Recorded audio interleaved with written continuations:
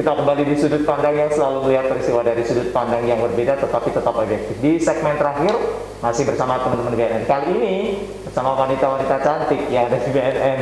Dan di segmen yang ketiga ada Bu Duhia Roshida, SPSMN, selaku kasih rehabilitasi, dan juga ada Kompol Dian Indrawati Sarjana Hukum, kasih pencegahan dan pemberdayaan masyarakat. Karena waktu saya singkat di segmen yang ketiga, saya langsung saja mungkin ke Bu Ida dulu ya. Ida, kasih rehabilitasi. Ya. Saya mau tanya dulu, dalam 1 tahun terakhir, banyak nggak sih warga Kota Kediri yang direhabilitasi? Begini Mas Andi, untuk tahun 2019 itu ada 17 warga Kota Kediri yang melakukan rehab ke BNN Kota Kediri. Itu prosesnya mereka melapor sendiri atau BNN yang menemukan? Dari ke-17 itu BNN bukannya menemukan, mereka justru atas inisiatif dan kesadaran sendiri mereka datang ke BNN. Biasa. Iya. Tetapi tahun 2020 ini sampai sekarang baru 7 Mas Andi. Jadi sedikit ada penurunan, mungkin karena ya itu tadi, karena kondisi dengan adanya Corona ini. Atau mudah-mudahan semakin sadar masyarakat ya Indra ya. Iya. Semakin sedikit semakin mudah-mudahan bisa zero kan begitu. Iya, insya dari Allah. 7 pasien yang sekarang direhab sama teman-teman BNN Kota. Range usianya? Rata-rata usia produktif. Jadi meskipun dulu, tapi ke tahun ini belum ada. Kita itu ada klien yang datang BNN Kota Kediri itu dalam kategori anak. Jadi mulai anak sampai orang tua itu ada yang melakukan rehab di BNN Kota Kediri. Tetapi tahun 2020 ini rata-rata usia produktif, jadi di atas 30 sampai sekitar 48 Mas Andi. Itu rata-rata mereka kalau boleh saya tahu nih ya, toh namanya kita nggak tahu ya. Iya. Mereka menggunakan apa sih Bida? Rata-rata double R kalau untuk Kota Kediri, tetapi ada beberapa yang menggunakan sabu. Jadi begini Mas Andi, meskipun ya tadi dijelaskan oleh Bapak Kepala bahwa sabu-sabu itu mahal. Betul. Gitu ya. Tetapi tidak menutup kemungkinan klien-klien kami itu menggunakan sabu-sabu karena itu tadi ada 2 modus Mas Andi. Yang pertama, mereka itu sebagai kurir, jadi mereka itu membelikan dapat upah terus dibelikan, itu yang pertama. Yang kedua, mereka itu ngempet Mas Andi, jadi dimintai tolong untuk membelikan satu, dia nyeplit sedikit. Terus yang ketiga, biasanya justru sebagai upah itu mereka diajak nyabu bareng. Jadi kenapa meskipun mereka dari golongan ekonomi lemah, mereka juga menyalahgunakan sabu-sabu yang notabene harganya mahal. Gitu. Mereka rata-rata ekonomi ke bawah. Iya. Tidak. Adanya pandemi COVID-19, bagaimana proses atau skema cara rehabilitasi yang dilakukan teman-teman BNN? Tentunya kan pasti akan berbeda dengan sebelum masa pandemi COVID-19. Iya. Kita tidak menolak klien yang datang Mas Andi, meskipun tahun 2020 sampai dengan bulan Juni ini baru ada 7.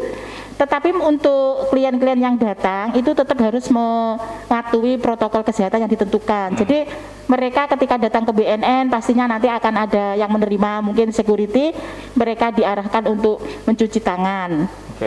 Setelah itu dia dicek suhu sebelum masuk ke lobi atau ruang tunggu. Setelah itu di lobi mereka juga diarahkan untuk sebelum ketemu petugas itu juga diarahkan untuk menggunakan hand sanitizer.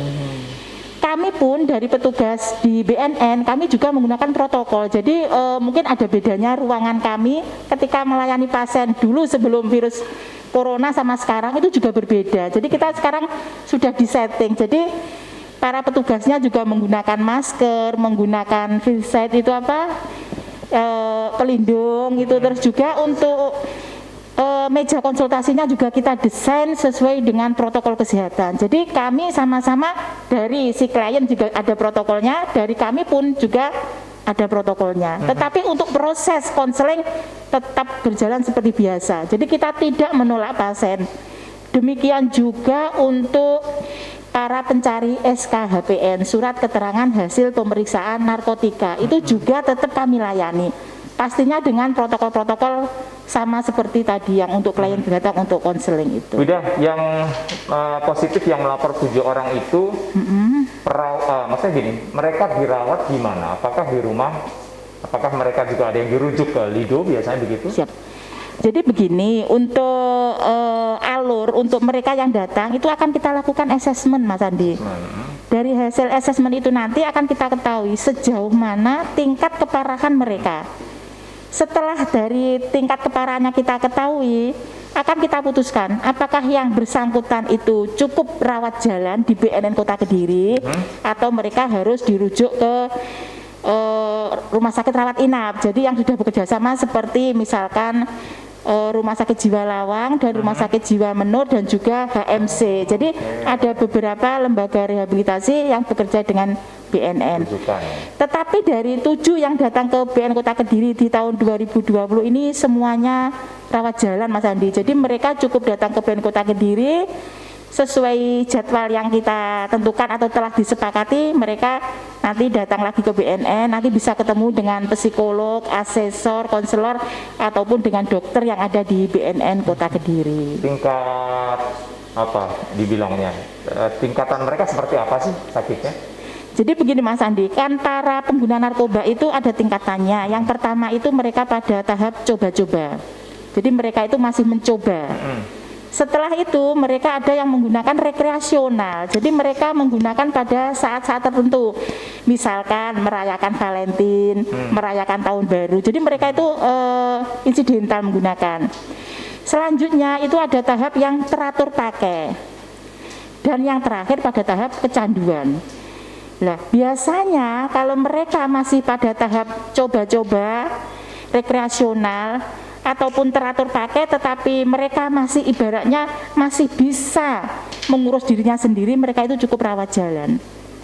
Tetapi kalau mereka sudah mulai terganggu untuk kegiatan sosial-sosialnya, untuk aktivitas sehari-hari, itu mereka harus rawat inap. Rata-rata mereka selama ini ditangani sama BNN Kota? Ini masih tahap sedang dan ya, jadi belum ada yang harus rawat inap.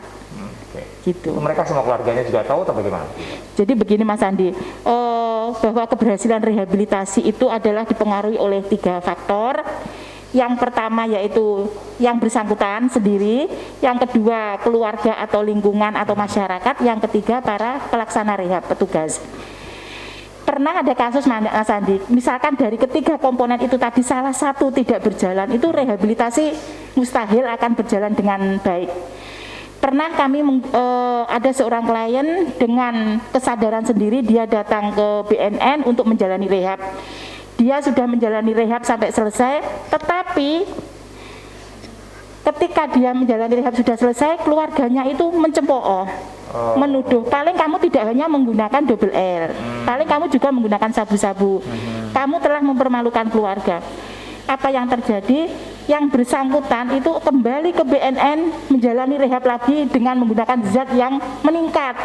Awalnya hanya double L, dia kembali lagi dengan menggunakan sabu-sabu karena sebagai bentuk stres dicemooh oleh keluarga dan masyarakat. Yang kedua, sebaliknya, si kliennya itu tidak mempunyai keinginan untuk menjalani rehab. Yang mempunyai keinginan itu keluarganya, mungkin sudah capek merawat. Itu kemarin itu pada tahap sudah berat, keluarganya datang ke BNN menghendaki si anak ini untuk menjalani rehab. Tapi apa yang terjadi? Kita kirim ke lembaga rehab rawat inap, besoknya sudah melarikan diri. Kita ditelepon. Jadi itu kebalikan dari yang pertama. Terus yang ketiga yang menentukan rehabilitasi berhasil tidaknya itu kan kami selaku pelaksana rehab. Jadi apabila ketiga komponen, jadi yang bersangkutan itu mempunyai keinginan sembuh, keluarga atau masyarakat mendukung, dan kami selaku pelaksana rehab menjalankan tugas dengan baik, insya Allah rehabilitasi akan berhasil. Apabila salah satu saja tidak mendukung, itu hasilnya juga susah Mas Andi. Iya betul. Jawaban singkat sekarang. Pertama, ada mereka yang sudah sembuh total? Ya. Dari yang dirawat teman-teman BNN Kota? Ada. Oke, yang kedua, ada masih kira-kira mereka yang sampai memang ke tahapan yang sangat mengkhawatirkan sehingga meninggal? Kalau untuk Kota Kediri belum ada kalau yang meninggal. Ya? Siap. Saya bergeser ke Bu Indra. Indra, ini saya mau bicara tentang Hani nih. Kalau secara nasional dulu sebelum kita ke lokal ya, ke Kediri sendiri. Secara nasional, apa kegiatan Hani? Ya, begini Mas Andi. Hani tahun 2020 sangat spesial. Situasi pandemi, namun kita harus memberi manfaat kepada seluruh masyarakat, terutama sesuai tugas pokok fungsi kami, yaitu di pencegahan, dengan memanfaatkan apapun terutama dengan virtual, media elektronika dan lain sebagainya. Untuk HANI tingkat nasional atau BNN RI yang lebih spesifik, puncak acaranya mendatangkan atau konser amal, bekerja sama dengan salah satu band. Nah, ini dengan salah satu stasiun TV. Untuk waktunya belum bisa kami sampaikan, namun iklan-iklan yang kami lihat di TV sudah mulai dipublikasi. Nah, untuk itu kami himbau kepada masyarakat, monggo kita berpartisipasi untuk memperingati Hari HANI. Peringatan Hari HANI, tanda petik, bukan suatu perayaan yang hura-hura, enggak Mas. Ini merupakan keprihatinan. Saat ini korban penyalahgunaan narkoba banyak. Nah, untuk itu kita bareng-bareng prihatin dengan situasi dan kondisi ini. Tentunya dengan memprihatin itu kita upaya kita minimal diri kita, keluarga kita, lingkungan kita untuk kita proteks, kita beri imun dengan berbagai macam cara. Tentunya nasihat untuk diri saya juga menanamkan iman dan takwa. Bagi orang tua memberikan keteladanan, memberikan contoh. Nah, berikut kalau untuk HANI BNN RI ada momen tepat tanggal 26 Juni nanti, upacara virtual yang dipimpin langsung oleh Kepala BNN RI yang diikuti oleh Kepala BNN Provinsi seluruh Indonesia. Nah, Bu Indra, kalau tadi disampaikan bekerja sama dengan salah satu band terkenal, itu udah pasti gitu ya. Nah, sistemnya seperti apa? Apakah juga mengundang masyarakat atau sistemnya seperti misalnya kemarin-kemarin sempat ada yang namanya stay at home dari rumah begitu, mereka konser sendiri sehingga di link begitu atau bagaimana? Kalau lihat di publikasi seperti begitu. Jadi di salah satu tempat, kelihatannya di salah satu studio, melalui TV media. Ya. Goalnya apa ini? Soalnya kan berbeda kalau misalnya dengan ada pertemuan gitu, pasti akan ada semacam himbauan. Dia yang dijangkau adalah kaum milenial. Karena penggemarnya band ini sangat luar biasa sampai menyeluruh ke masyarakat. Dari band ini yang disampaikan adalah, ayo kita produktif, kita sadar, sehat, bahagia, hidup 100%. Boleh nggak sih dibocorin? Bandnya pasti kan sudah ada, nggak mungkin masih dirahasiakan. Boleh ya disebutkan? Boleh. Slang. Kalau itu memang identik begitu ya? Iya, lah penggemarnya ini. Penggemarnya banyak dan mereka juga, mohon maaf, mantan pengguna juga kan? Betul. Jadi memberikan sosok bahwa saya tidak seperti yang dulu. Betul. Mereka bisa sembuh. Betul. Mereka bisa berkreatif untuk produktif. Iya. Dengan keahlian mereka. Bermanfaat bagi orang lain. Ya. Dengan Kediri sendiri seperti apa? Saya turun dari nasional langsung ke Kediri, tidak usah ke provinsi. Kalau untuk Kediri sendiri justru banyak Mas. Rangkaiannya mulai dari kita memberikan penyuluhan dengan mobil satu unit mobil keliling namanya. Kita memberikan penyuluhan rata-rata 1 minggu 3 kali dengan wilayah kota Kediri, sekaligus kita berbagi masker, bakti sosial. Tentunya kita juga tidak meninggalkan kampanye kita terkait dengan pandemi COVID-19 ini. Selanjutnya kita mengadakan live streaming, yaitu berupa kelas online. Kita menghadirkan beberapa narasumber dari staf rehab, konselor, dari Kasubag Umum selaku humas, dari seksi berantas dengan Bapak Kepala sendiri, memberikan edukasi kepada masyarakat. Berikut kita mengadakan kelas berseri. Nah, ini kita mengedukasi para pelajar yang mereka sedang belajar di rumah. Kita bekerja sama dengan Kepala Dinas Kota Kediri sehingga kita bisa ditunjuk sekolah ini untuk hari ini, berikutnya sekolah ini untuk hari ini. Nah, lanjutnya kita live dengan media elektronika, radio, terus seperti saat ini. Nah, masih ada satu yang kita miliki, yaitu saya bekerja sama dengan kepala sekolah, salah satu sekolah yang dia juga relawan anti narkoba, mempunyai ide bagaimana kalau lebih ke bahasa Jawa ya, tembang. Nah, dengan melalui live streaming. Mudah-mudahan terlaksana dengan lancar dan sukses. Indra, tentunya BNN memutar otak begitu ya. Iya. Karena saya yakin program HANI itu kan 1 tahun sebelumnya udah dirancang. Gitu. Betul. Kerjasama dengan siapa, nanti seperti apa, dananya seperti apa. Ternyata di tengah-tengah tinggal 3 bulan berjalan ada pandemi COVID-19. Betul. Boleh nggak sih kita kasih bocoran sedikit sebenarnya sebelumnya itu programnya apa Iya, sih, HANI? betul banget Mas Andi. Kita sudah mengkonsep berupa gebyar seni bekerja sama dengan salah satu sekolah. Nah, 3 bulan jauh awal ya, awal tahun kita sudah merencanakan itu. Harapan kita tepat nanti bulan Juni atau tanggal 26 kita bisa memberikan gebyar dan melibatkan seluruh siswa-siswi SMP dan SMA Kota Kediri. Namun situasi dan begini ini akhirnya anggaran kita ganti, kita rubah dengan virtual dan lain sebagainya seperti begitu. Itu pada sangat mengangkat budaya ya. Tapi terpaksa harus dibatalkan itu. Diganti Mas. Diganti. Oh, dirubah. Jadi Dirubah. kita berupa baliho melalui media cetak, media online dan lain sebagainya kita perbanyak. Nah, goalnya di tahun ini HANI apa? Dengan tagline ada hashtag hidup 100% segala macam ini apa Bu Indra? Kita berharap kepada masyarakat lebih memberikan protek kepada diri sendiri sama dengan pandemi new normal. Nah, saya berharap juga demikian. Kita juga new normal terhadap bahaya narkoba dengan selalu memberikan edukasi kepada dirinya sendiri, menjadi duta bagi dirinya sendiri. Semua harus diawali dari diri sendiri. Betul. Wida, 1 tambahan terakhir sebelum kita tutup karena sebenarnya masih kurang saya di kode sama produser habis-habis sesuatunya.